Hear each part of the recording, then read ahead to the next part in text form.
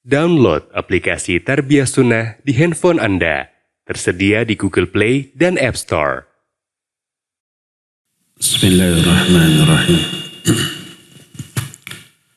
Assalamualaikum warahmatullahi wabarakatuh. Innal hamdalillah nahmaduhu wa nasta'inuhu wa nastaghfiruh. ونعوذ بالله من شرور أنفسنا وسيئات أعمالنا من يهده الله فلا مضل له ومن يضلل فلا هادي له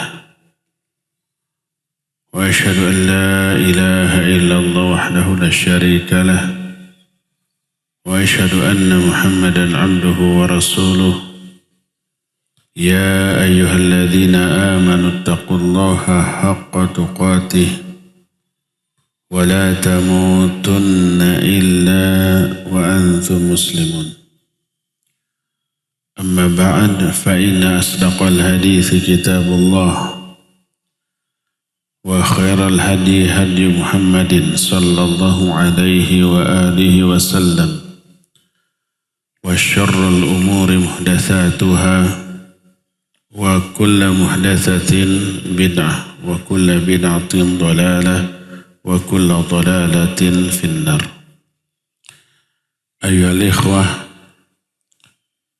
Jamaah Masjid Agung Al-Ukhwah Bandung, para pendengar Radio Tarbiyah Sunnah Bandung, kembali kita berjumpa melanjutkan amalan hati yang sedang membahas masalah yakin. Tema yang kita bahas adalah buah dari keyakinan. Salah satu di antara buah dari keyakinan adalah annahu yuwallidus sabr. Yakin itu membuahkan, melahirkan kesabaran. Berkata Syekhul Islam Ibn Taimiyah rahimahullah dalam kitab Al-Istiqamah, la yumkinul abdu ayyasbira illam yakun lahu ma yatma'innu lah wa yata'annamu wa la yatanna'am bihi wa yataghadha bihi wa huwal yaqin. Tidak mungkin seorang hamba bisa sabar bila tidak ada yang membuat dia tenang ketika dapat musibah. Tidak ada yang membuat dia merasakan kenikmatan dan kelezatan ketika memperoleh musibah.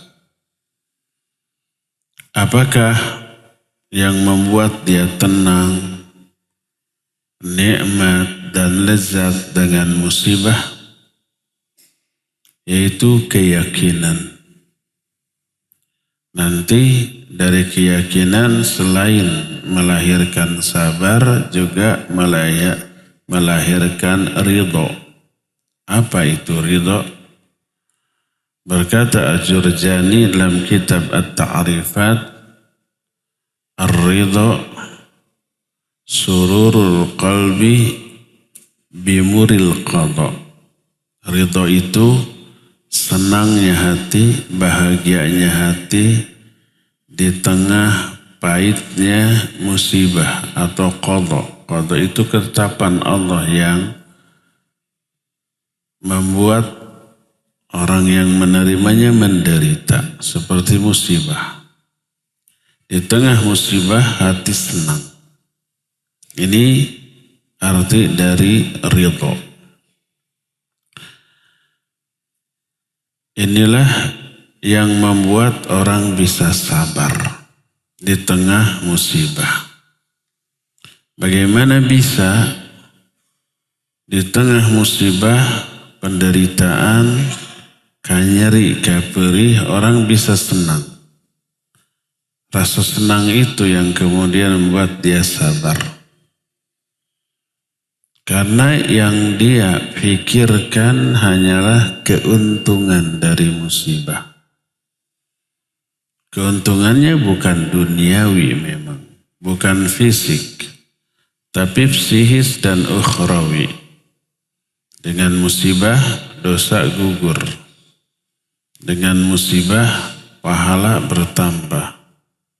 Dengan musibah doanya dikabul. Dengan musibah derajat kemuliaannya meningkat. Dengan musibah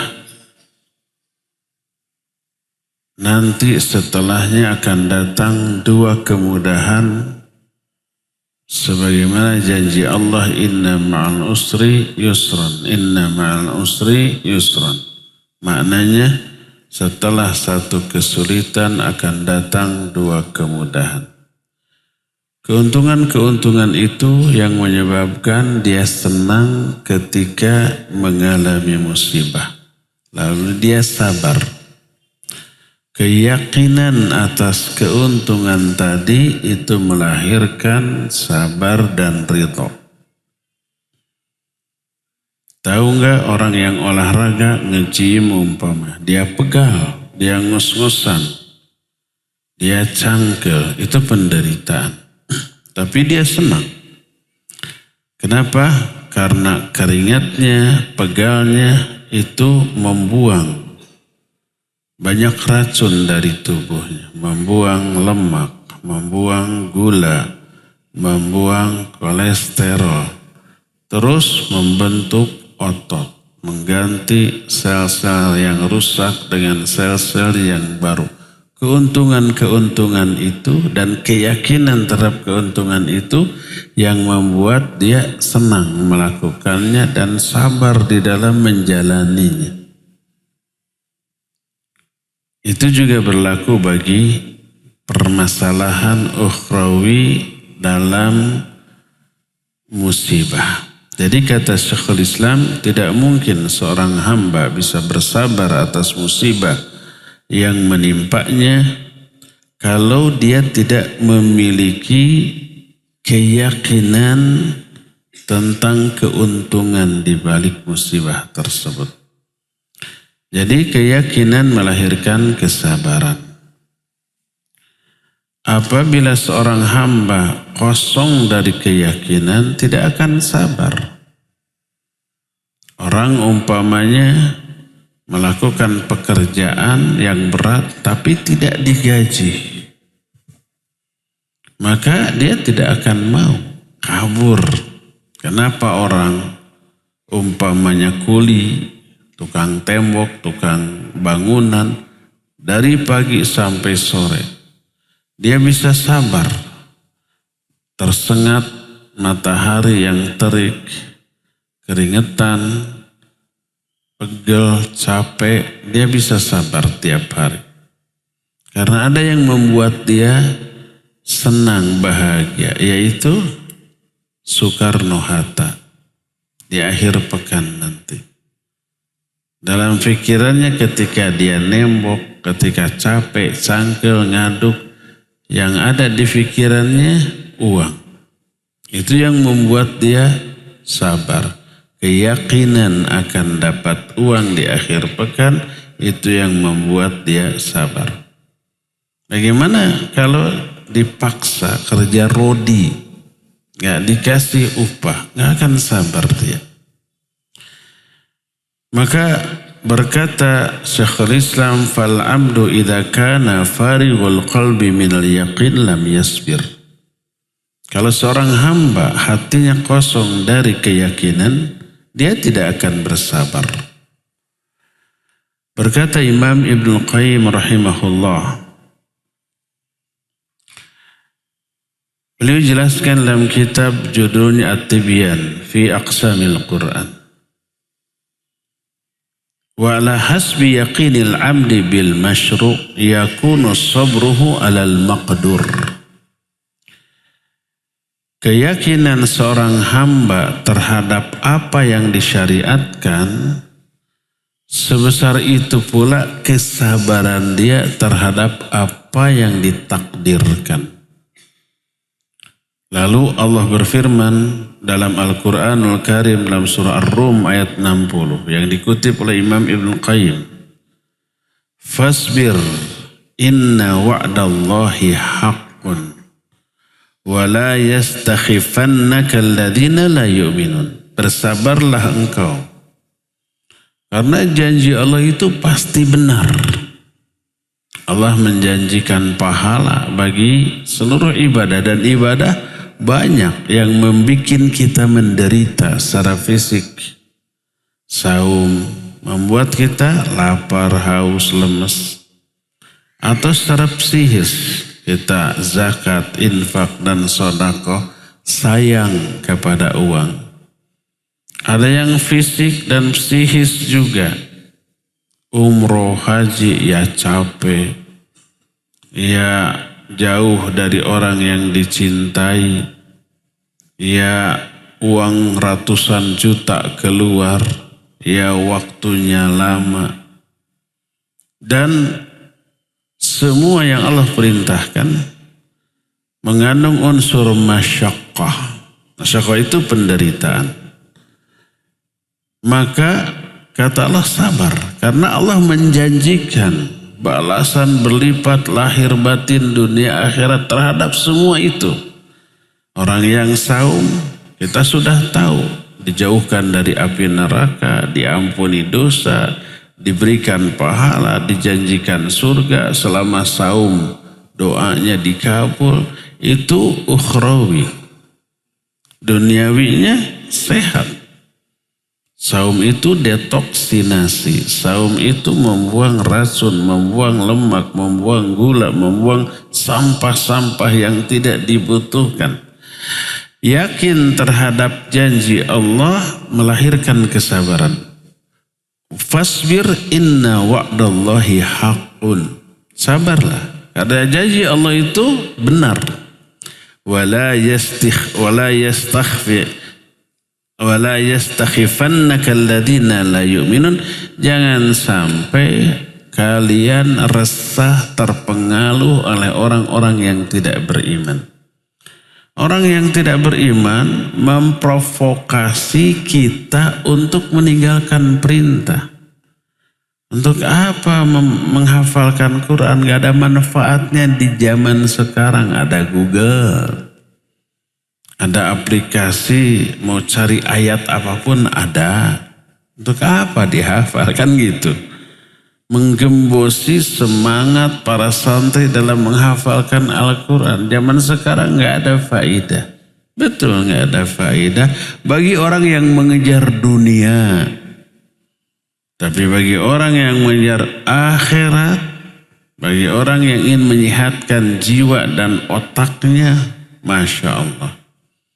Menghafal Al-Quran, mengulang-ulangnya, membacanya, menyehatkan jiwa, melapangkan dada, menjernihkan pikiran, melahirkan pahala. Pahalanya per huruf, 1 huruf 10 pahala. Bismillahirrahmanirrahim 19 huruf sudah 190 pahala. Ukhrawi itu. Dunia tidak bismillahirrahmanirrahim jelek 1 juta, enggak. Karena bukan untuk itu. Jadi bersabarlah, karena janji Allah benar. Jangan sampai kamu terprovokasi oleh orang-orang yang tak beriman. Dalam ayat ini Ar-Rum ayat 60 Allah merintahkan kita untuk bersabar. Jangan sampai terpengaruh oleh orang-orang yang tidak memiliki keyakinan dalam dirinya sehingga tidak sabar. Ada orang yang konon menghafalkan Al-Quran, murtad, tidak sabar. Tidak ada keyakinan dalam hatinya tentang keutamaan menghafal atau membaca Al-Quranul Karim. La yatashabbah billadina la yaqina indahum fi adami sabr fa innahum li adami yaqinihim udima sabruhum. Wa khaffu wastakhafu qaumahum walau hasala lahumul yaqin wal haq la sabaru. Jangan kamu terpengaruh oleh orang yang tidak memiliki keyakinan sehingga tidak memiliki kesabaran. Karena ketidakyakinan mereka tidak sabar. Lalu hatinya resah, gelisah, lalu menularkan keresahan kegelisahannya kepada orang lain. Seandainya mereka memiliki keyakinan, tak ada resah, tak ada gelisah, tak akan juga mereka hilang kesabarannya. Faman qalla yaqinuhu qalla sabruhu wa man qalla sabruhu khaffa wastakhaffa. Ini kata Imam Ibnul Qayyim. Siapa orang yang kecil atau sedikit keyakinannya akan sedikit juga sabarnya. Siapa yang sedikit sabarnya dia akan resah, gelisah dan menularkan keresahannya kepada orang lain. Mempengaruhi oleh orang lain untuk seresah dia. Fal muqin as-sabiru razin. Maka orang yang yakin dia akan bersabar, dia akan tangguh, dia akan istiqomah. Karena itulah maka orang-orang yang tidak memiliki keyakinan, dia tidak sabar, dia melayang-layang tanpa sikap dan keteguhan. Dia ibarat udara atau ibarat kapas yang tertiup oleh angin kemana saja angin bertiup ke sana dia terbang. Bersabda Nabi SAW dalam salah satu hadis diriwayatkan oleh Imam Bukhari dan Imam Muslim, diterima dari Abu Hurairah radhiyallahu anhu. Innama mathali wa mathalu ummati kamathali rajulin istayqada an-nara faja'alatid dawab wal farash yaqamna fihi fa ana akhidun bi hujazikum wa antum taqahhamuna fihi. Perumpamaan aku dan umatku seperti orang yang sedang menyalakan api. Setelah api nyala, apa yang terjadi? Api itu mengundang banyak serangga. Ada laron, ada lalat. Pokoknya serangga-serangga yang memiliki ketertarikan kepada cahaya, kepada api. Masuk ke api terbakar, sudah hangus, mati gitu kan. Maka aku mengambil alat untuk mengusir agar tidak terbakar, menjauh dari api. Sedangkan serangga-serangga tadi kekeh berburu api sehingga masuk ke dalam dan terbakar. Yang tidak terhalau oleh orang tersebut akan masuk ke dalam api, terbakar dan mati binasa. Seperti itu Nabi SAW dan umatnya. Apakah api itu? Api itu perkara yang Allah haramkan. Yang Allah haramkan selalu menarik orang untuk mengamalkannya. Makanya peminat perkara yang haram banyak. Walaupun melelahkan, merusak, dan harus mengeluarkan biaya yang besar. Coba mabuk. Peminatnya banyak tuh. Tempat-tempat mabuk setiap malam penuh. Walaupun tahu ya merusak otak, merusak mental, merusak fisik, merusak kantong juga. Tetap saja penuh. Dilarang, kekeh saja. Larangan dari para ustadz, para dai, para mubalik, para kiai. Larangan juga mungkin dari pemerintah dan seterusnya. Kekeh aja banyak peminatnya tuh. Nabi SAW menyerupakan umatnya dengan serangga-serangga kecil tadi. Disebut oleh Imam Ibnu Qayyim syabbahum bil firas li khiffatiha. Itu disebabkan karena enteng ringannya mereka. Wasir'atu harokatiha wa intisyaruha, dan cepatnya gerakan terbang mereka, menyebarnya mereka. Wahya saghirah jahilah bimasalihiha. Itu binatang kecil tapi bodoh tentang apa yang maslahat bagi dirinya, apa yang bahaya bagi dirinya. Api itu membahayakan dirinya. Tapi apa? Minat dia, kesenangan dia kepada cahaya yang lahir dari api itu gede. Dia tidak tahu kalau mendekat terbakar mati. Karena kebodohannya, tapi karena enteng gerakannya, ringan, tak memiliki keteguhan. Akhirnya mereka binasa.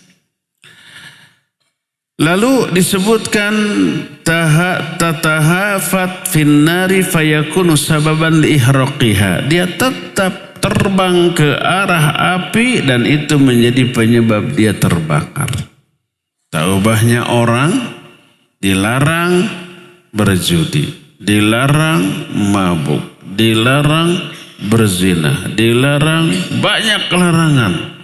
Tetap tertarik dan minat mereka ke sana besar sehingga mereka binasa karenanya.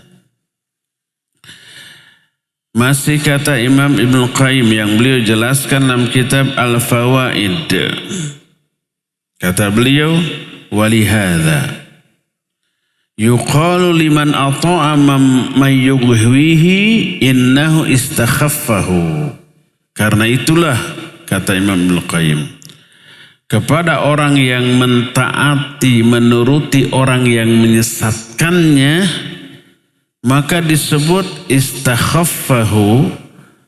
Orang yang menyesatkan itu memprovokasi yang membuat keresahan kepada para pengikutnya. Allah berfirman tentang si Fir'aun.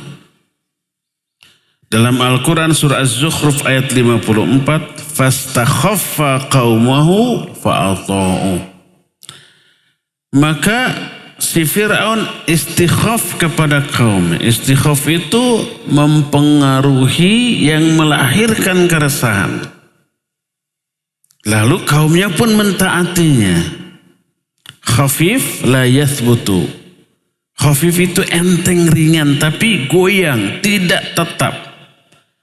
Adapun orang yang memiliki keyakinan sabit, lawannya khafif.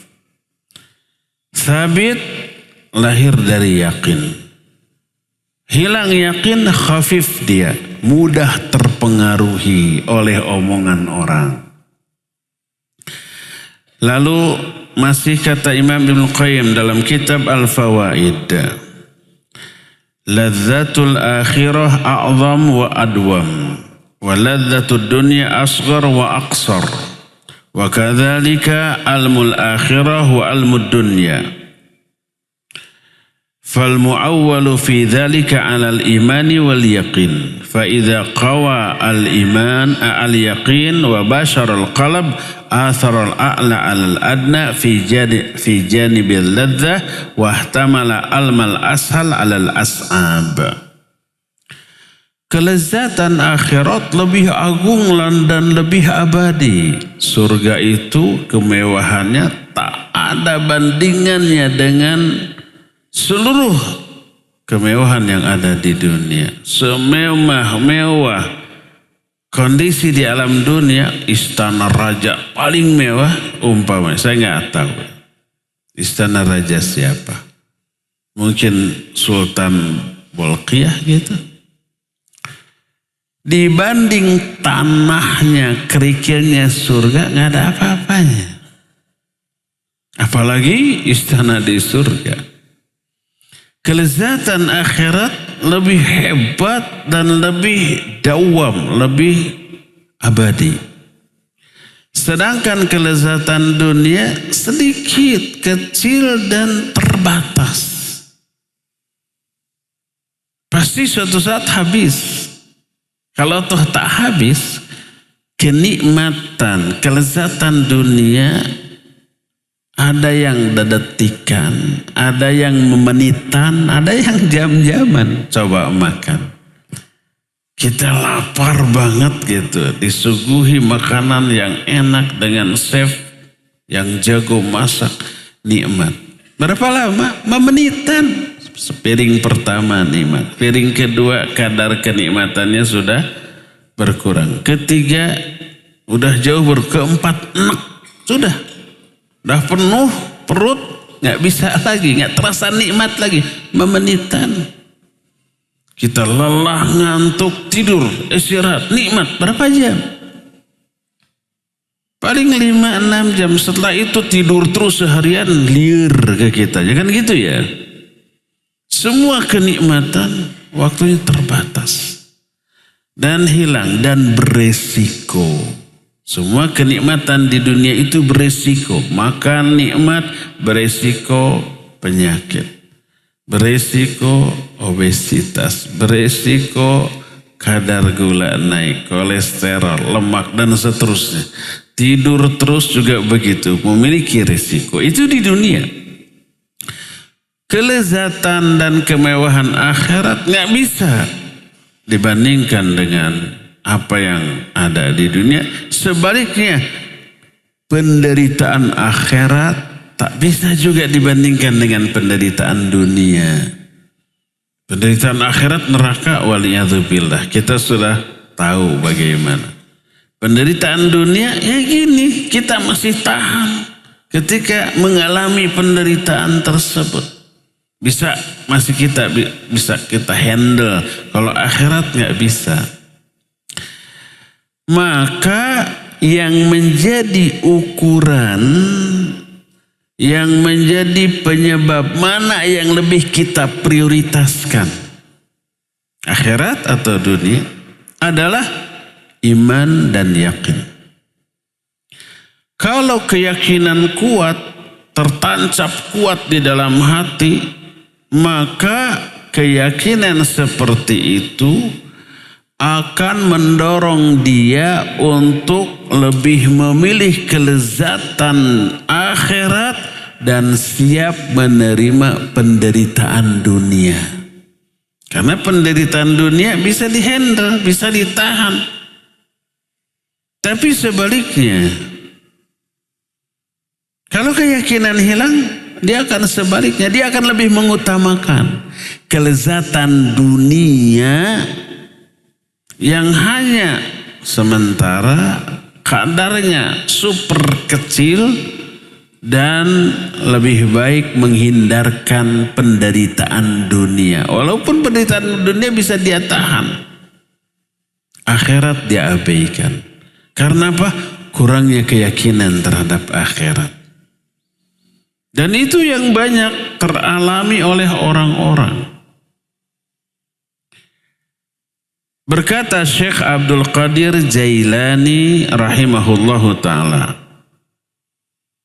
diterangkan dalam kitab Tarikhul Islam, taridu alayal athqal, yakni minal masaib wal alam, walau wudi'at alal jibal tafassakhat fa'adha'u jambayya alal ard fa'aqul muthbitan li nafsi inna ma'al usri yusran inna ma'al usri yusra thumma arfa'u ra'si faqad infarajat aini. Kata Syekh Abdul Qadir Jailani, aku merasakan beban berat dalam diriku karena banyaknya musibah dan kesakitan. Seandainya semua penderitaan itu ditimpakan kepada sebuah gunung, niscaya gunung itu hancur rata. Bayangkan. Gunungnya jangan dibayangkan gunung di sini isinya apa? Tanah, pasir gitu ya.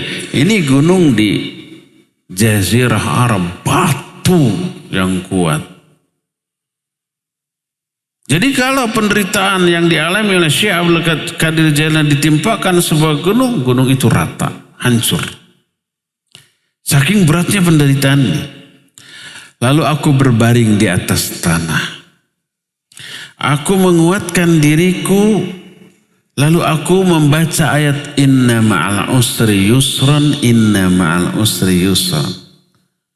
Satu kalimat diulang 2 kali secara persis, nggak ada perbedaan. Apa maknanya? Satu kesulitan setelah berlalu akan datang 2 kemudahan. Ini yang membuat kita optimis di saat kita mengalami musibah. Kesakitan lahir atau batin, sedih, risau, galau, resah, gelisah, tegang, takut. Itu kesulitan. Al-usr. Ingat bahwa kesulitan takkan selamanya mendampingi hidup kita. Lihat, kita sekarang musim hujan, langit gelap, tertutup oleh awan. Hujan deras turun, halilintar menyambar-nyambar. Terus guludug tingguludug. Guludug itu apa bahasa Indonesianya teh?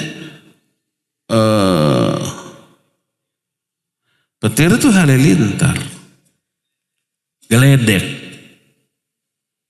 Jadi yang suka menyambar halilintar apa geledek? Halilintar. Tapi orang salah ngomong, berani disambar geledek. Geledek nggak nyambar, cuma suaranya. Yang menyambar apa dah? Halilintar, kilat. Seolah-olah dalam bayangan kita saat itu kalau kita mengalaminya pertama kali nampaknya akan terus begini. Ternyata apa yang terjadi? Tidak. Gelapnya awan karena adanya air.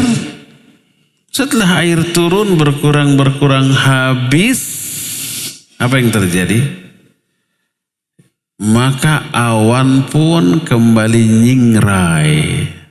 Ditiup angin, langit kembali membiru, cuaca kembali cerah, udara juga terasa seger dan keadaan kembali tenang. Maka ada ungkapan badai pasti berlalu. Itulah inna ma'al usri yusra. Setelah kesulitan, satu kesulitan akan datang 2 kemudahan. Maka aku berbaring, aku baca berulang-ulang inna ma'al usri yusran, inna ma'al usri yusra. Setelah kesulitan akan datang 2 kemudahan. Masalah yang sekarang menimpaku, musibah yang aku alami, ini usr.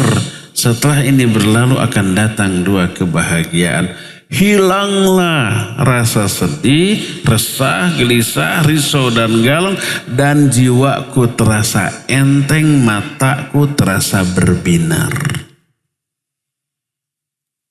Apa yang menyebabkan dia berubah kondisinya? Keyakinan terhadap janji Allah. Inna ma'al usri yusran, inna ma'al usri yusran.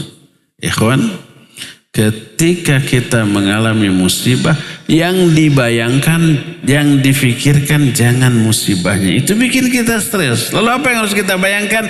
Pikirkan 2 kebahagiaan apa yang Allah akan berikan kepada kita setelah ini berlalu. Pertama, yakini ini berlalu. Anggap saja hujan besar. Kemudian petir menyambar-nyambar, geledek menggelegar-gelegar, banjir di mana-mana gitu. Anggap saja itu. Pikirkan, setelah curah airnya hilang habis, langit akan kembali membiru. Kemudian suasana menjadi kembali tenang. Udara kembali cerah. Itu yang kita pikirkan. Dan kita bisa menikmati suasana yang menyenangkan seusai hujan berlalu. Tadi udara menjadi cerah, menjadi sejuk, kemudian pohon-pohon yang tadinya penuh dengan debu menjadi hijau kembali, kemudian tanah yang menyerap air tersebut menjadi sumur dan gembur, sumur-sumur kembali terisi dengan limpahan air dan seterusnya. Itu keuntungan seusai berlalunya hujan badai tadi. Inna ma'al usri yusran. Pikirkan, pasti ini berlalu dan dua kebahagiaan apa yang Allah akan berikan kepada kita selain keyakinan atas ayat ini melahirkan kesabaran dan keridhaan. Senangnya hati ketika merasakan pahitnya ketetapan Allah Azza wa Jalla. Berkata Imam Ibn Qayyim selanjutnya, kata beliau, wal amdu yajibu alaihi ayyurawwidha nafsahu alal hadil adna wa huwa sabr. Liannahu laysa duna sabr illa al-jaza' was sakhat fayadhhabul ajr wa la yustaraddul mafqud fa inna ma dhahaba la yarji wa ma fata la ya'ud. Falaysa lil abdi illa sabr liyujaru ala hadhil musibah. Wa amma idza tasakhata fa innahu ya'thamu wa yafutul ajr thumma sallu sulwal bahai min ghairi ihtisab. Maka seorang hamba wajib melatih dirinya untuk bersabar. Latih, karena sabar itu menguntungkan banget. Karena kalau tidak sabar, hanya jengkel dan kesal, bete, gabut, kerugiannya jelas. Pertama, dia menderita. Kedua, hilang pahala. Kalau tidak sabar, nggak ada pahala. Kalau sabar, pahalanya tidak dihitung angka. Innama yuwaffas sabiruna ajrahum bighairi hisab. Allah hanya akan memberikan pahala kepada orang sabar tanpa hisab, tanpa hitung-hitungan, digelontorkan dengan jumlah yang banyak. Sementara apa yang hilang dengan musibah nggak akan kembali. Apa yang musnah dari musibah itu tidak akan lagi kita miliki. Tak ada jalan untuk kita selain bersabar agar seluruh keuntungan dari sabar teraih. Adapun apabila jengkel, mangkel, tidak sabar, teriak-teriak, meratap, merintih, maka selain hilangnya pahala, dia dosa, kemudian dia tidak memperoleh apa-apa dari musibah yang dialami. Karena itulah, maka latih diri untuk bersabar ketika memperoleh musibah. Gimana caranya? Tanamkan keyakinan terhadap keuntungan dari musibah tersebut. Keuntungan dari sabar. Pertama, hadirkan keterangan informasi dari Allah tentang dahsyatnya kesabaran. Di antaranya adalah orang yang sabar itu akan dibersamai oleh Allah. Allah menyatakan innallaha ma'as sabirin.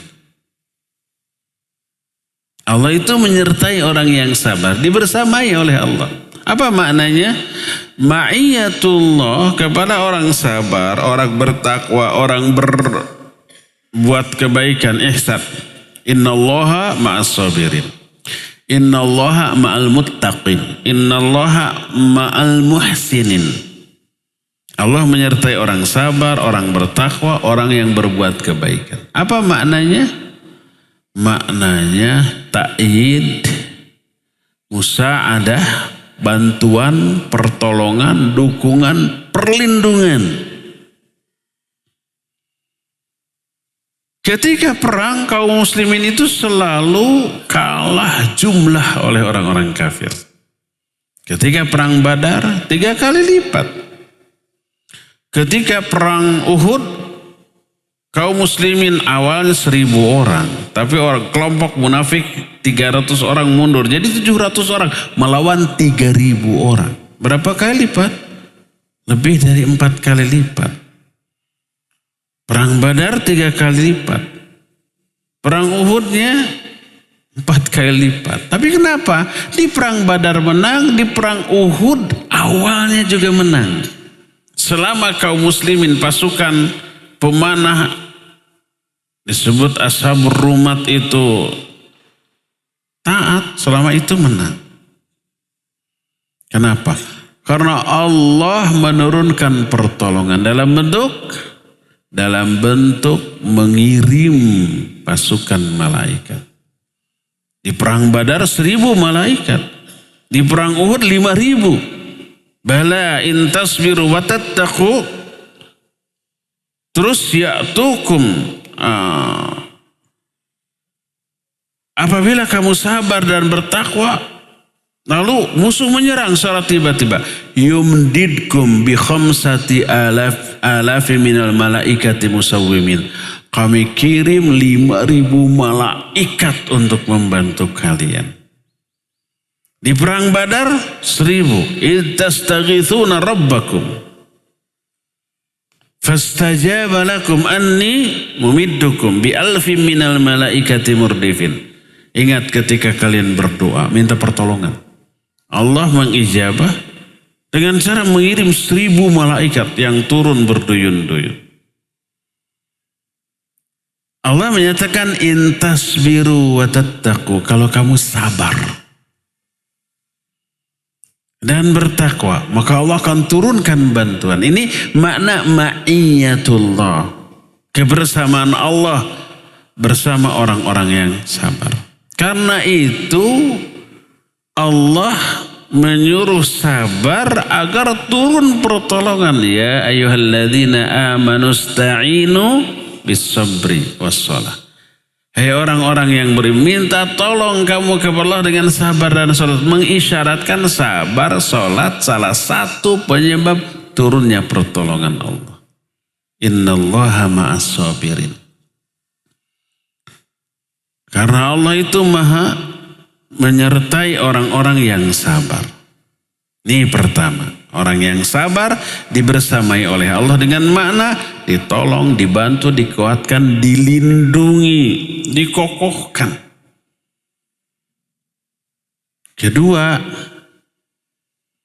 orang yang sabar itu oleh Allah Azza wa Jalla diberikan rahmat, hidayah, dipuji oleh Allah di hadapan para malaikat. Itu yang disebut dengan sholawat. Allah menyatakan wabasyiris sabirin, sampaikan tuh berita gembira kepada orang-orang yang sabar. Alladzina idza asabathum musibah qalu inna lillahi wa inna ilaihi rajiun. Ulaika alaihim salawatu min rabbihim wa rahmah wa ulaika humul muhtadun. Orang sabar itu orang yang ketika ditimpa musibah, dia berkata kita milik Allah, kita akan kembali kepada Allah. Mereka lah orang-orang yang dapat solawat dari Allah. Solawat ini pujian Allah kepada mereka di hadapan para malaikat. Wa rahmah, memperoleh rahmat. Wa ulaika humul muhtadun, memperoleh hidayah. Cari raih hidayah Allah dengan cara bersabar ketika memperoleh musibah. Dan itu berita gembira. Makanya tak heran kalau Rasul SAW menyatakan ma'u'tiya ahadun a'ta'an khairan wa ausa minas sabr. Tak pernah ada pemberian yang Allah berikan kepada seorang yang lebih baik dan lebih luas daripada kesabaran. Berkata Umar ibn Khattab radhiyallahu an, wajadna khaira 'aishina bis-sabr. Kami memperoleh sebaik-baik kehidupan kami dengan sabar. Di zaman Umar itu hampir separuh dunia dikuasai oleh umat Islam. Kesejahteraan melimpah. Karena adilnya sang khalifah. Prinsip Umar bin Khattab, coba seandainya ada seekor bagol, seekor keledai atau kuda yang terprosok di jalan-jalan yang dikuasai oleh Umar, terprosok karena ada lubang, karena kelalaian Umar, niscaya Umar yang akan dimintai pertanggungjawabannya di akhirat. Kenapa dibiarkan ada lubang di jalan? Maka perhatian Umar kepada fasilitas umum demi kesejahteraan mereka saat itu diperhatikan luar biasa. Coba wali kota, gubernur kita kayak begini, nggak akan ada lubang di jalannya. Mulus meren semuanya teta. Tapi motivasinya bukan pencitraan, tapi demi pertanggungjawaban dia di akhirat. Yang mereka takuti bukan warga, tapi Allah Azza wa Jalla. Apa rahasianya? Sabar. Umar menyatakan, wajadna khairu aishina bisabr. Kami memperoleh kehidupan terbaik kami dengan kesabaran. Karena sabar mengundang banyak hal, pertolongan Allah, kemudahan dari Allah, hidayah dari Allah, pujian, sanjungan dari Allah Azza wa Jalla. Makanya tak heran istimewanya kesabaran menyebabkan orang yang sabar itu akan menjadi contoh, ikutan, imam, rujukan bagi umumnya orang.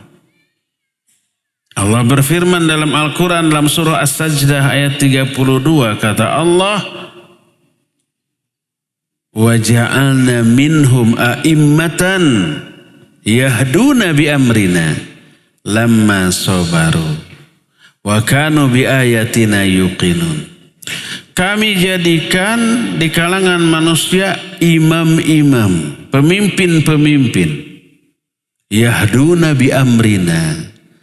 Mereka memberi petunjuk dengan urusan kami, dengan agama kami, dengan Quran Sunnah. Kenapa mereka nggak semua jadi imam? Beberapa. Masa semua jadi imam? Beberapa yang memberikan petunjuk dengan agama kami. Kenapa mereka dipilih oleh Allah jadi imam? Lamma sabaru, karena kesabaran mereka. Wa kanu bi ayatina yuqinun, mereka yakin kepada ayat-ayat kami. Yakin dan sabar ini ayah dan anak. Yakin beranak kesabaran. Yakin melahirkan kesabaran. Sabar dan yakin ini yang membuat orang jadi rujukan dalam beragama. Kata Imam Sufyan Ats-Tsauri, kemudian dikutip oleh ulama-ulama setelahnya, wa bisabri wal yaqin tunalu al imamatu fiddin. Dengan kesabaran dan keyakinan akan teraih keimaman dalam perkara agama. Maksud imam dalam perkara agama itu dia menjadi ikutan dalam masalah agama, contoh, tauladan, rujukan, referensi, panutan. Innama ju'ilal imamu liyutamma bi. Imam dijadikan imam untuk diikuti. Kenapa dia disebut imam? Karena diikuti orang. Imam sholat, kenapa disebut imam? Karena makmum semua mengikuti gerakan imam. Nggak boleh mendahului atau berbarengan aja, nggak boleh. Ikuti di belakang. Itulah kenapa Imam Abu Hanifah, Imam Malik, Imam Syafi'i, Imam Ahmad disebut imam dalam masalah agama. Karena pendapat mereka diikuti, jadi rujukan, jadi sandaran, jadi referensi.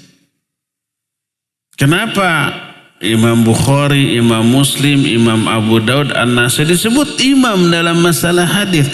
Karena dalam perkara hadis mereka menjadi rujukan, menjadi ikutan.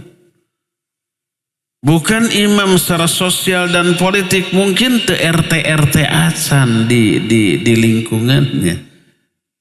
Memang nggak ada RT saat itu. Bukan pemimpin suku. Bukan pemimpin dari negerinya, bukan pemimpin dari komunitasnya. Tapi kenapa disebut imam? Karena mereka diikuti dalam perkara agama. Kenapa? Karena sabar. Sabar dalam hal apa? Dalam belajar sabar, dalam beramal sabar, dalam berdakwah sabar, dalam bersabar mereka sabar. Sabar dalam 4 hal ini nih. Ini yang menyebabkan mereka itu terhindar dari kerugian. Wal asri innal insana lafi khusr illal ladzina amanu wa amilus sholihat wa tawassaw bil haqq wa tawassaw bis sabr. Ini 4 kewajiban agar terhindar dari kerugian. Demi waktu manusia pasti rugi kecuali orang yang memiliki 4 ini. Pertama ilmu, dan itu didalili oleh illal ladzina amanu. Lafadznya alladzina amanu tapi menjadi dalil tentang wajibnya berilmu. Kenapa? Sebab iman yang dimaksud di sini iman yang lahir dari ilmu. Kata Ibnu Abbas, semua lafaz iman dalam Al-Quran di dalamnya tercakup ilmu. Iman yang lahir dari ilmu.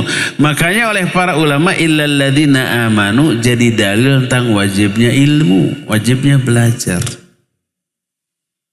Wa amilus sholihat wajibnya amal. Wa tawassaw bil haq wajibnya dakwah mengajar. Tawassaw bis sabr wajibnya sabar. 4 kewajiban. Dan 4 kewajiban ini wajib disertai kesabaran. Sabar ketika belajar. Kalau nggak sabar bisa berhenti. Sabar ketika beramal. Kalau nggak sabar dalam beramal bisa berhenti. Karena belajar, beramal, kendalanya banyak. Gangguan, godaannya banyak tuh. Kalau nggak sabar berhenti belajar, berhenti beramal. Apalagi dakwah. Kalau nggak sabar, orang yang dakwah itu dibenci, dibuli oleh lebih banyak manusia daripada yang menyukainya. Karena kebanyakan manusia menyimpang. Penyimpangan ini yang disentil oleh para dai. Tinggalkan mabuk, mabuk itu haram. Pemabuk tersinggung. Bukan hanya pemabuk yang tersinggung. Produsen minuman-minuman keras. Pengusaha tempat-tempat hiburan yang pasti ada minuman yang memabukkan. Tersinggung tuh. Penguasa yang melindunginya tersinggung. Coba kalau penguasa punya banyak duit tersinggung. Apa yang bisa dia lakukan? Semua bisa dia lakukan dengan uang dan kekuasaan. Resikonya lebih gede. Terus pelaku maksiat lain tersinggung. Pelaku kebid'ahan tersinggung. Pelaku bid'ah, pelaku maksiat, pelaku dari keburukan jauh lebih banyak daripada yang soleh. Mereka yang tersinggung lebih banyak daripada yang suka terhadap dakwahnya. Resikonya besar. Kalau nggak sabar, dibully, dicaci, dipersekusi, dikriminalisasi gitu kan. Bisa berhenti dari dakwahnya. Dan keempat, sabar. Kesabaran juga membutuhkan kesabaran. Sabar di atas sabar. Kalau nggak sabar di atas kesabaran, bisa berhenti sabarnya tuh. Makanya Allah berfirman dalam Al-Quran surah Ali Imran terakhir ayat 200. Ya ayyuhalladzina amanusbiru wasobiru warobitu wattaqullah la'allakum tuflihun. Hei orang-orang yang beriman, sabarlah kalian dan kuatkan kesabaran. Sabarlah di atas kesabaran. Karena kalau nggak sabar di atas kesabaran bisa berhenti sabarnya sehingga tidak sabar lagi. Sama. Kalau nggak sabar ketika belajar bisa berhenti belajarnya. Tidak sabar dalam beramal bisa berhenti beramalnya. Tidak sabar dalam berdakwah bisa berhenti dakwahnya. Tidak sabar dalam kesabaran bisa berhenti sabarnya. Para ulama sabar di keempat-empatnya tadi. Mereka kenapa jadi ulama? Sabar, ulet. Istiqomah di atas belajarnya. Belajar apalagi saat itu. Sekarang semua fasilitas yang dibutuhkan untuk belajar lengkap. Tapi orang masih malas. Apalagi zaman baheula. Transportasi minim, komunikasi minim, alat-alat tulis minim. Semangat ulama mencari satu hadis saja sampai berjalan 3 bulan. Panas, dingin, lapar, haus, capek, lelah. Nggak digubris untuk hanya memperoleh satu hadis. Sekarang di zaman kita jangankan satu hadis. 1000 hadis tinggal duduk ongkang kaki bisa ya. Buka Jazat, buka saja aplikasi tentang hal itu. Ribuan hadis bisa kita dapatkan dengan sanadnya, dengan syarahnya. Kenapa? Atau sekarang keilmuan orang-orang sekarang dibanding keilmuan orang-orang zaman dahulu sangat jauh. Para fasilitasnya lebih lengkap sekarang. Karena ketidaksabaran ketika belajar. Malas. Walaupun serba mudahnya. Sebenarnya kalau umpamanya antum punya permasalahan dalam masalah agama, tak perlu nanya ke ustadz langsung, cukup buka saja, tanya semua keluar dengan dalilnya, kan gitu ya. Dianjurkan, tapi tidak boleh menjadi penyebab malasnya hadir ke kajian seperti itu. Malasnya langsung bertatap muka dengan ustadz yang mengajar. Jangan sampai malas untuk talaqi, bertatap muka langsung. Itu beda nilainya tuh. Jadi kenapa ulama-ulama zaman hebat ilmunya, hebat amalnya, hebat dakwahnya? Karena kesabaran. Kesabaran yang tunjang dengan kesabaran lagi. Ya ayyuhalladzina amanu sabiru wasabiru warabitu. Hai orang-orang beriman, bersabarlah kalian dan kuatkan kesabaran kalian. Jadi kalau orang melihat orang ini ulet, sabar ketika belajar, ketika beramal, ketika berdakwah, dan ketika bersabar, sabar di atas kesabaran, orang menilai ini orang tangguh, ini orang istimewa, spesial, layak dijadikan panutan, layak diikuti, layak dijadikan rujukan, layak dituturkan. Ini yang menjadikan dia dipilih oleh Allah menjadi imam. Wa ja'alna minhum a'immatan yahduna bi amrina lamma sabaru wa kanu bi ayatina yuqinun.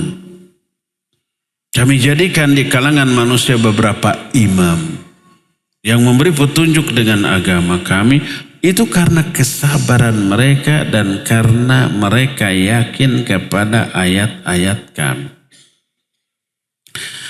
Karena itulah maka orang yang sabar dikatakan oleh Allah wa basyiris sabirin, beritahukan kabar gembira kepada orang yang sabar. Apa kabar gembiranya? Tadi akan dipuji, disanjung oleh Allah di hadapan para malaikat, diberi rahmat, diberi hidayah, diberi pahala, digugurkan dosa. Was-sabirina was-sabirat, di akhir ayat a'adallahu lahum maghfiratan wa ajrun 'azima. Orang yang sabar, laki atau perempuan, Allah menjanjikan bagi mereka pahala dan ampunan yang besar. Illal ladzina sabaru wa amilus sholihat lahum maghfiratun wa ajrun 'azim. Orang kata Allah, kecuali orang-orang yang sabar terus beramal soleh, bagi mereka ampunan dan pahala yang besar. Kesabaran melahirkan pahala yang tidak terhitung, melahirkan ampunan, terhapus dosanya yang tidak terhitung, mengundang pertolongan Allah, mengundang perlindungan Allah, mengundang juga rahmat Allah, hidayah dari Allah, menyebabkan dipuji, disanjung oleh Allah. Itu baru di dunia, belum di akhirat. Di akhirat Allah menyatakan tentang ahli surga di dalam surga tuh.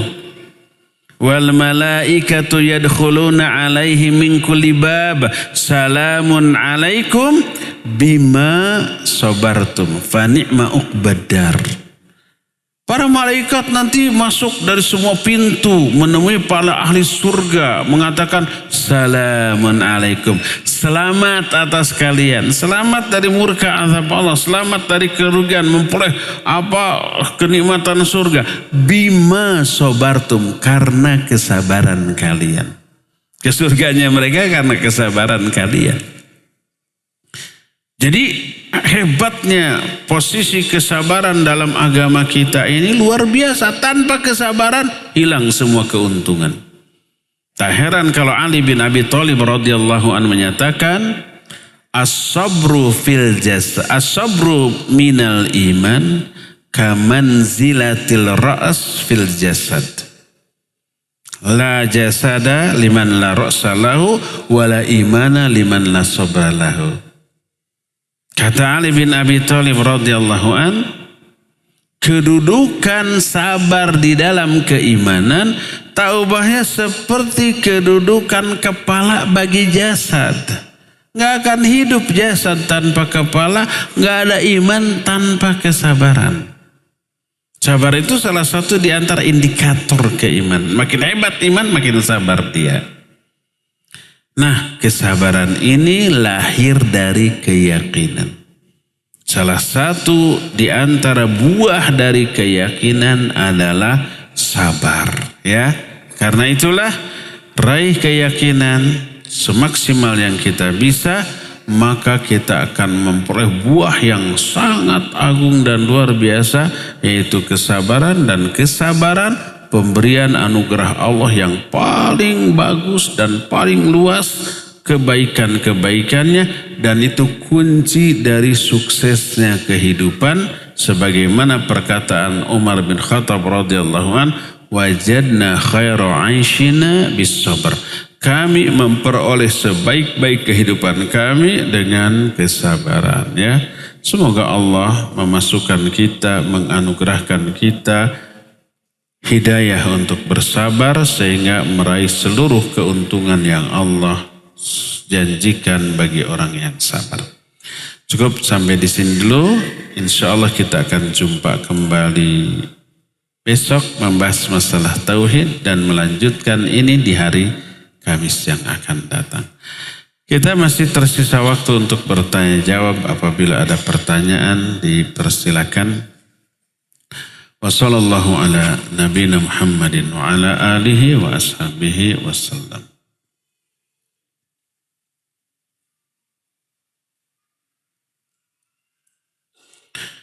Ustaz Afwan, ana mau minta doanya agar ana bisa diberi kesabaran dalam menghadapi ujian. Suami ana yang tidak pernah memberi nafkah sudah 20 tahun pernikahan. Serius ini teh? Iya, semoga Allah sabarkan. Tapi apakah sabar itu berdiam diri? Mana sabar tidak mengeluh, tidak melakukan, mengucapkan perkara yang terlarang selama peroleh musibah. Tapi tidak berarti tidak ikhtiar, wajib ikhtiar. Pertama, cari penyebab kenapa suami tidak memberi nafkah. Kalau dia tidak memiliki kemampuan, tidak punya uang, support dia untuk kerja, cari nafkah. Kalau dia punya tapi pelit, terus selama 20 tahun makan apa ini istri? Kalau nggak diberi nafkah, apa istri ini sendiri gitu, usaha sendiri, ya. Kalau suami tidak memberi nafkah karena malas kerja, dia dosa. Memberi nafkah itu wajib. Ar-rijalu qawwamuna 'alan nisa bima faddalallahu ba'dahum 'ala ba'd wa bima anfaqu min amwalihim. Suami itu pemimpin bagi istri karena Allah memberikan kelebihan kepada suami dibanding istri dan karena kewajiban memberi nafkah. Ketika ini diabaikan, dosa. Hadis sahih riwayat Imam Muslim menyatakan, kafa bil mar'i ithman idza dayya'a mayya'u. Cukuplah seseorang itu dianggap berdosa besar kalau menyia-nyiakan orang-orang yang ada di bawah tanggung jawabnya. Tidak menafkahi anak dan istri. Kedua, kalau memang tidak mampu dan istri tidak ridho, ini menjadi alasan boleh mengajukan khulu', menggugat cerai ke pengadilan. Hakim pasti mengabulkan. Karena ingat nggak waktu akad nikah ada aturan si suami membacakan sigat ta'liq talak. Salah satunya isinya adalah bila selama 3 bulan saya tidak memberikan nafkah lahir batin dan istri saya tidak ridho, lalu menggugat ke pengadilan, jatuhlah talak saya 1. 3 bulan, ini 20 tahun. Itu menjadi alasan syar'i bagi si istri tidak dosa kalau mengajukan talak khulu. 20 tahun loh, zalim itu. Lalu cari pengganti yang lebih baik, ya, yang bisa menafkahi. Semoga Allah memberikan jalan keluar.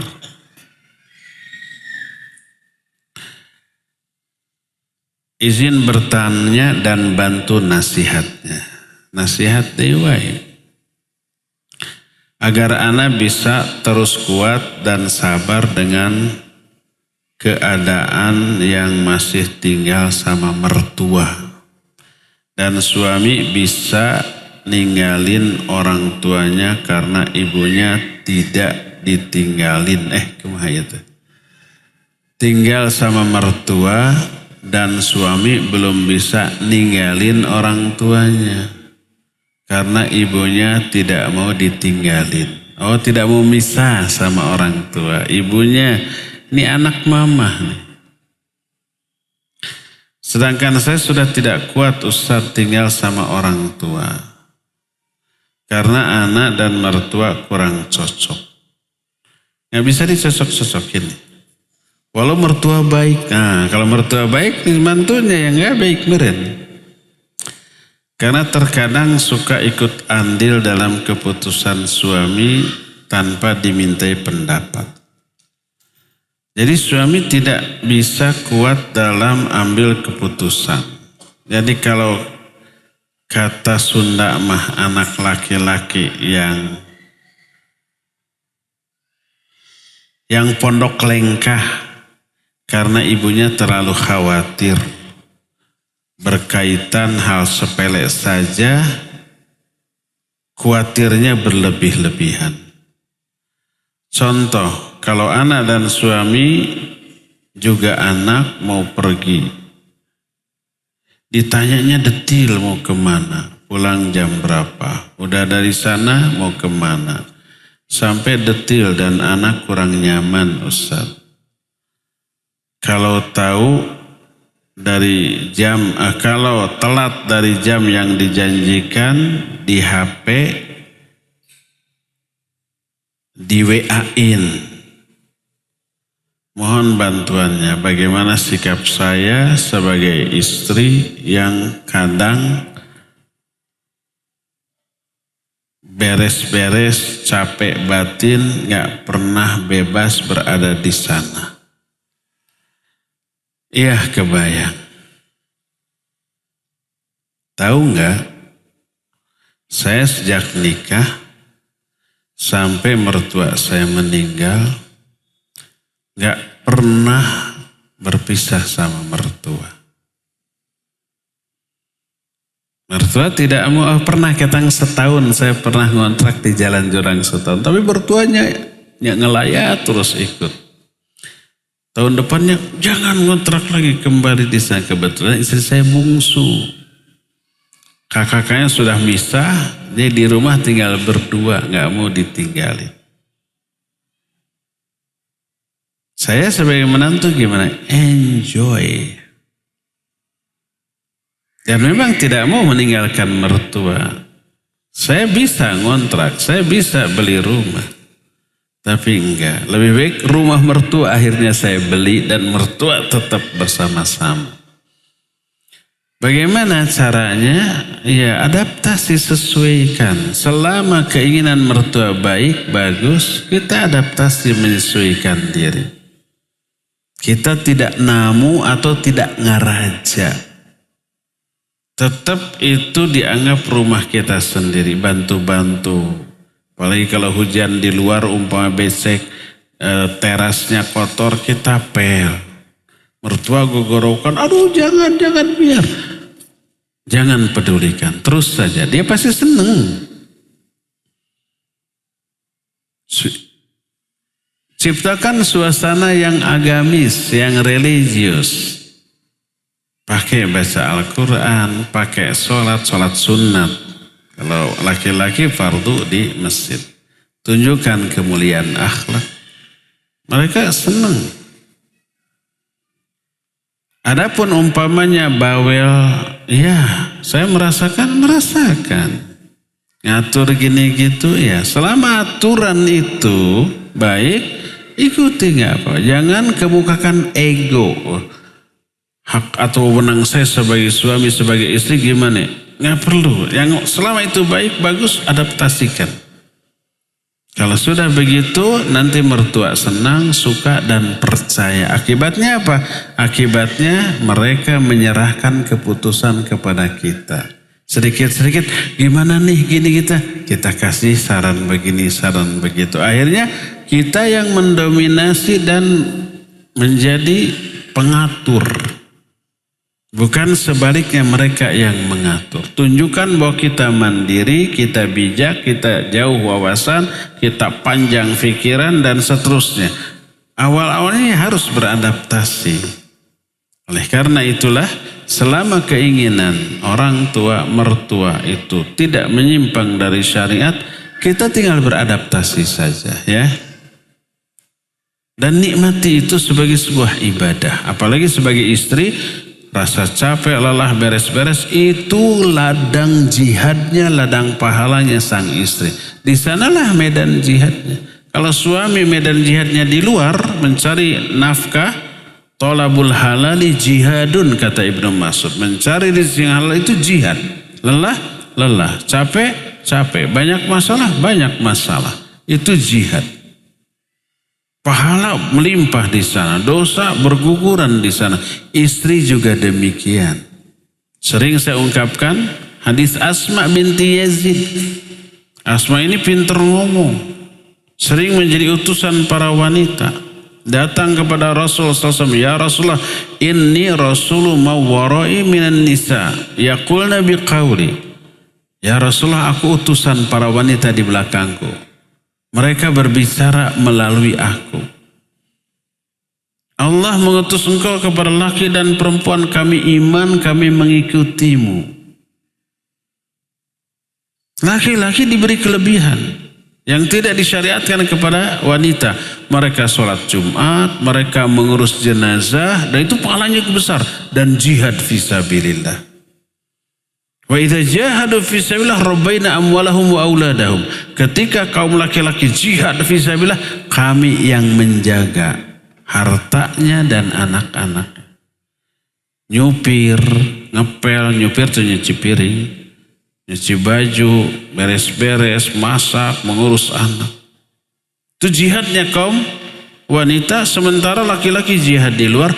Afanusyarikum fil ajri ya Rasulullah, apakah pahala kami sama ya Rasul? Apa kata Nabi SAW? Pulang Asma, sampaikan ke wanita yang ada di belakangmu bahwa ikhtiarmu anna husna ihdakunna li zawjiha, bagusnya sikapmu kepada istri, kepada suamimu, dan ikhtiar kalian untuk selalu menyenangkan suami, ta'dilu kulla ma dzakarti, itu sebanding dengan pahala jihadnya kaum laki-laki. Pahala semua itu. Coba bayangkan, kalau laki-laki jihad perang lalu menggerutu, jihad lagi, capek, tahu nggak, keringetan, bisa luka, bisa mati, bisa tertawan. Coba bayangkan, kalau ada mujahid kayak gitu, pasti kita aduh ya mujahid tapi kasebeler. Sekarang dibalik wanita jihadnya dalam rumah, beres-beres, ngepel, nyuci piring, nyuci baju, masak, terus bilang capek. Mujahid kayak apa yang seperti ini? Capeknya tidak sia-sia. Capeknya dipahalai dengan pahala yang besar oleh Allah Azza wa Jalla.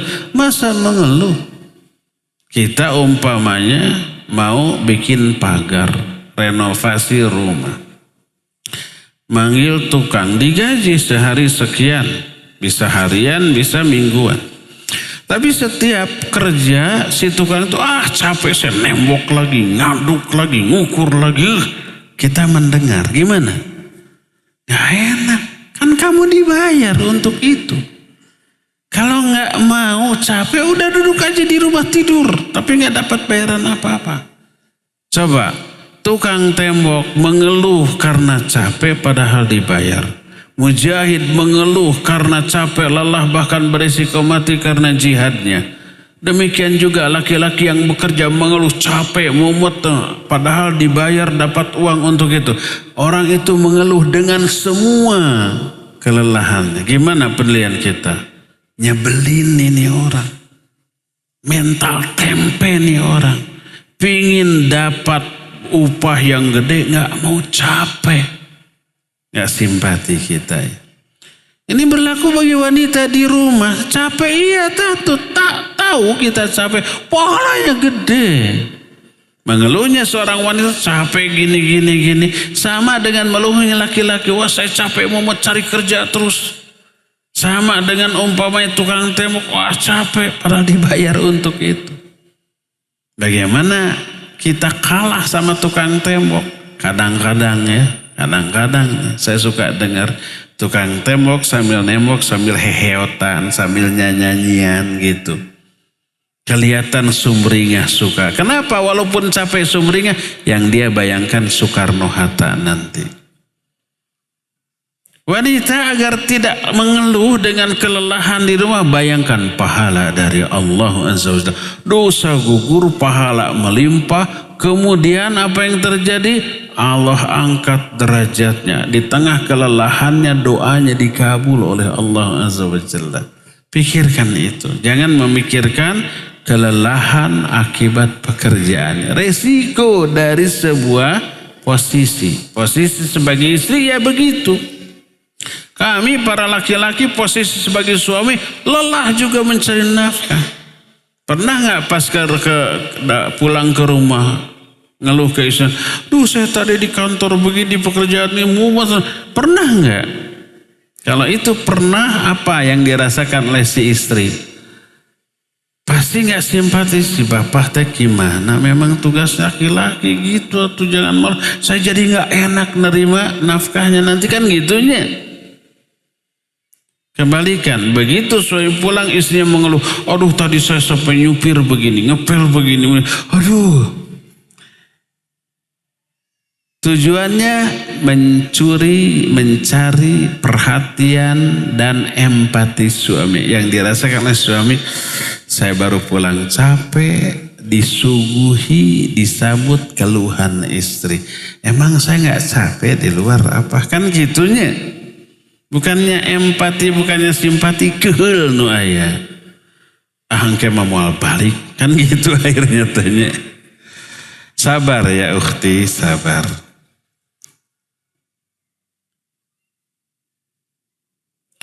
Bagaimana cara mengelola hati ketika mendengar langsung seseorang menghalang-halangi rizki pembeli agar tidak berbelanja di kios kami selain sabar? Tadi yakin kepada ayat-ayat Allah. Salah satu keyakinannya rizki itu sudah ditakar oleh Allah. Wallahu yarzuqu wallahu yabsutu rizqa liman yasha'u wa yaqdir. Allah yang melapangkan rizki bagi orang yang Allah kehendaki dan menakarnya. Kita sudah ditakar rizki. Lihat kios-kios. Itu kios buah seberapa puluh. Sama yang dijual, sama harga. Atau di pasar sayur sejenis. Harga sama, barang sama. Pas saya ente. Allah yang ngatur rezeki. Kalau semua barang sama, harga sama, tinggal apa? Tinggal servis. Tinggal ekspresi. Tinggal sikap. nilai lebih kita dari sisi itu. Barang mah sama, harga sama. Sikap kita ramah, menyenangkan, perhatian kepada pemberi itu. Kita sebagai konsumen, pembeli, walaupun toko sama, barang sama, harga sama, memilih ini mah pelayanannya bagus, ramah, menyenangkan, kan gitunya. Allah nanti yang akan menggerakkan hati orang itu untuk belanja ke kita atau tidak. Ini ada ikhwan punya toko di sebuah mall, toko baju semua. Anehnya ikhwan ini penuh, yang lain kosong. Penuh oleh konsumen, pembeli. Yang lain kosong, barang sama, harga sama. Kalau saya nggak heran, ikhwan ini selalu menyisihkan untuk infak sodakoh, membantu dakwah, membantu yang butuh seperti itu. Ini yang menjadi jalan rizkinya. Kalau barang sama, harga sama, tempatnya, lokasinya sama-sama menyenangkan. SPG-nya yang lain lebih cantik meren, lebih memikat. Tapi kenapa di sini penuh, di sana kosong?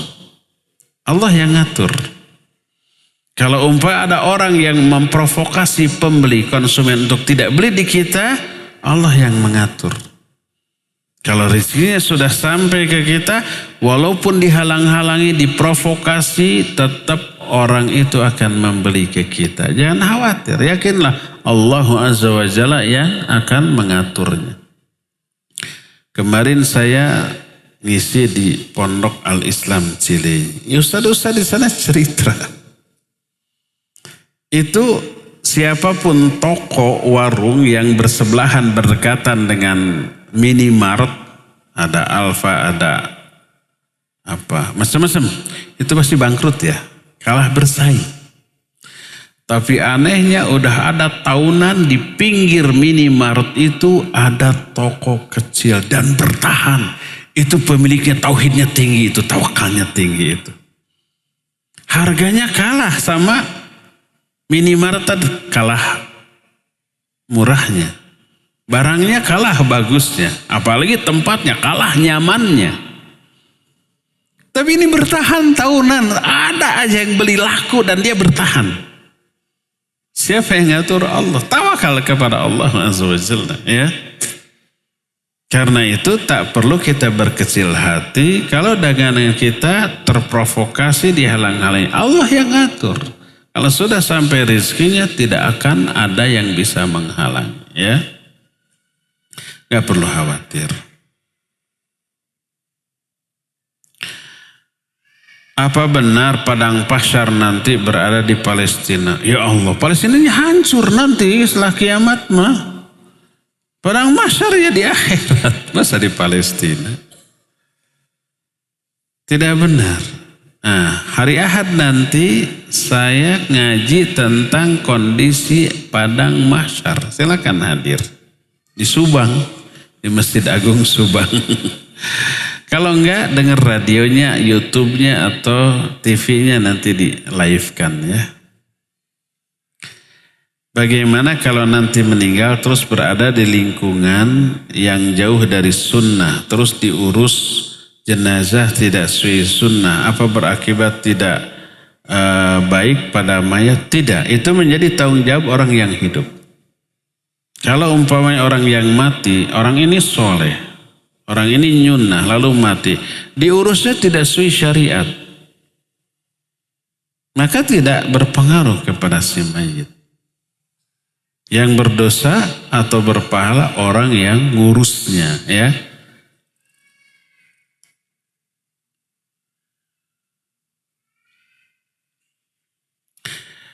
Ustaz, seperti apa bentuk maha adilnya Allah kepada orang yang sedang dizalimi? Oh, orang yang dizalimi itu diberi keuntungan yang banyak. Yang zalim ruginya sebanding dengan keuntungan korban yang dizalimi. Apa keuntungan yang dizalimi? Dosa gugur, pahala nambah, kemuliaan meningkat, doanya dikabul. Da'watul madhlum mustajabatun wa in kana fajira. Doa orang yang didolim mustajab walaupun orang ini orang berdosa, durhaka, ahli maksiat, tapi didolimi, doanya makbul tuh. Dan pahalanya nambah, dosanya berkurang. Sementara yang zolim, pahalanya berkurang, dosanya nambah. Dari mana dosanya nambah? Dari korban kezolimannya, di over. Nah, pahalanya di over ke korban kezoliman. Orang yang berbuat zolim itu sama dengan orang yang begini. Sini dosa kamu saya pikul, nih pahala saya untuk kamu. Siapa yang untung? Yang dizoliminya. Siapa yang rugi? Yang zolimnya.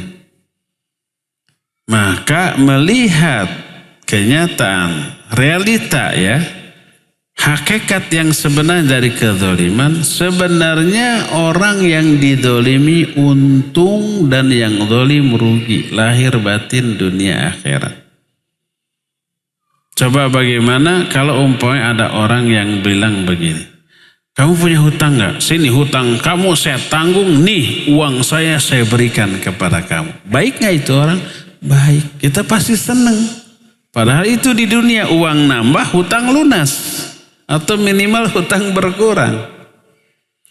Pahala dan dosa ibarat hutang dan uang di dunia. Pahala itu modal untuk bahagia di akhirat, harta. Sementara dosa ibarat hutang yang harus dipertanggungjawabkan.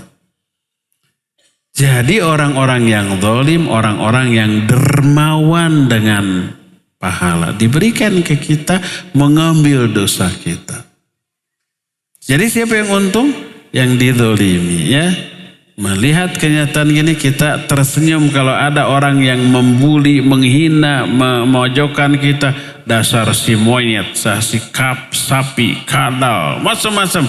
Senyum, dosa berguguran, pahala nambah, dan doa kalau kita mau ditujukan kepada dia, kena itu doa ya. Jadi jangan kecil hati dengan dizalimi. Apabila di rumah kita banyak rayap, sudah diusahakan dibasmi, namun tetap saja banyak. Apa ada kaitannya dengan dosa kita yang banyak? Ada. Ma asobakum min musibatin fabima kasabat aidikum wa ya'fun katsir. Musibah apa saja yang menimpa diri kamu itu karena dosa kamu. Ini musibah bukan adanya rayap? Ya musibah. Kata Ali bin Abi Thalib radhiyallahu anhu, ma nazalal bala illa bidzam wa ma rufi'al bala illa bitaubah. Tidaklah bala turun kecuali karena dosa. Tidaklah bala terangkat kecuali karena tobat.